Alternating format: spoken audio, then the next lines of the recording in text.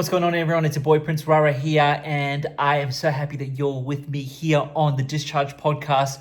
And we're going to watch these episodes together of Joe Exotic whilst he's still in prison. Joe Exotic jumped on the Discharge Podcast to talk about getting a pardon.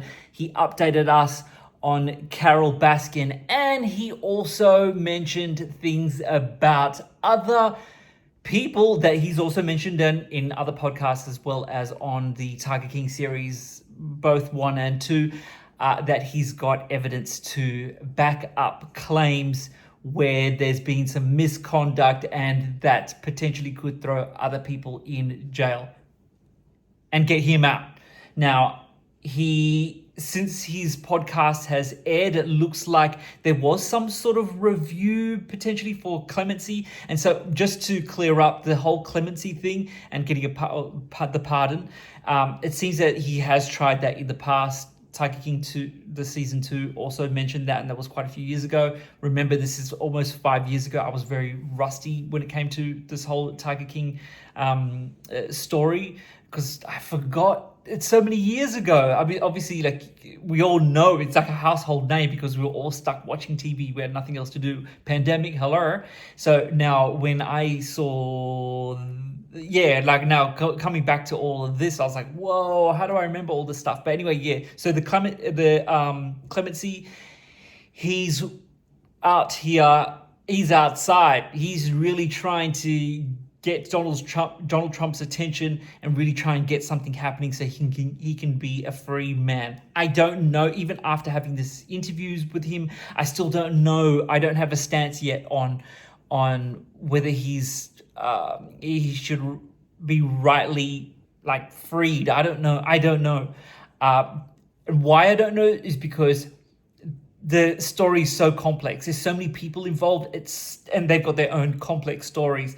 There's just so much that's happening, and there's just so much at stake as well. One thing I will say, though, is Joe Exotic, who I had met on the phone, lovely guy, seems like a genuine guy, seems like a really nice guy, seems fairly, what seemed like a patient person, someone that had grown from all the experiences, because it didn't sound like he's had the best upbringing and also life choices, I would imagine, also obviously because of how he was brought up.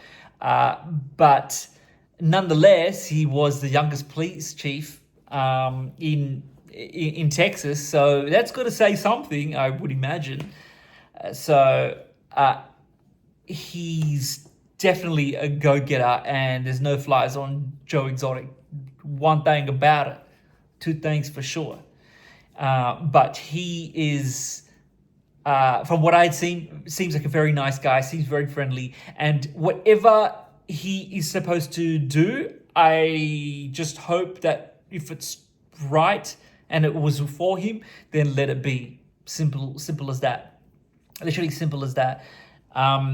He's got a lot to contend with, a lot of battles that need to be won. If those were true and that he is innocent, then he's got a lot to still go through, because his story's still not ending. It only begins when he leaves.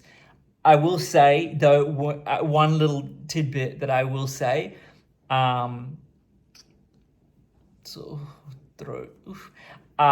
That when I got off the call, I have to admit, I was definitely like, fuck, he's a real person. He's actually a real human being who's got a story and he's got emotions and got troubles and got traumas, and he's still at his age, still dealing with them. Some of them not even dealt with. And that's sad. And if everything that he's gone through and him being in prison and under false pretenses, that makes it even worse. Again, I still don't know what's true, what's false, if he should be out, if he should be in. I don't know. I have no idea. But still got to say, on a human level, human to human, I did definitely feel a bit like, damn, that's wild. Like, just hearing the story and hearing what he had to say, I was like, oh shit. It's sad. It's actually sad. Can I just say two things? Then I'm gonna let you go. Then you're gonna watch these episodes. Okay, so one thing first. I cut out a lot of the content. Not because like to hinder anything, but more to protect myself and the podcast, because defamation laws are in full effect in this country. One thing about it. Now in the US, it's a whole different ballgame. So I was advised on the things that I should take out and what I should leave in. So I have to say, yo, some of the stuff was juicy. I said, Joe, you're really going in. And Joe went in. And I had to take it out. I just had to take some of the stuff out. But nonetheless, it's still very entertaining, still fun. On our part, it's entertaining. But this guy's still living that life. It's like crazy. He's still living all that stuff. So I don't know. But hey, second thing I do want to mention too is I do have a little bonus situation that I want to add as well. Bonus situation that I'm going to add. Surprise, because I want to talk about some stuff that I discovered. I have to say, I was very weary going into this. I was like, whoa. And I reached out to a few people after I did the podcast, because I was like, bruh, I don't know if this is like, I just didn't know. I didn't know. I wasn't sure if this was Joe that I was talking to. But anyway, I've come to the conclusion it is Joe that I'm talking to. But I will say at the beginning, I was like, whoa. But I'm going to get into all of that at a later stage. And you're going to see it unfold. And it's going to be fun. It's going to be exciting. You're going to be like, what? But this is Joe. He's standing on business, 10 toes down. Standing on business. That he believes that he is an innocent man and he should walk. I'm just the platform. He said what he said. He went to bed.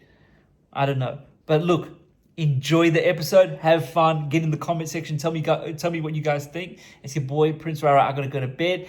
Have fun. Bye.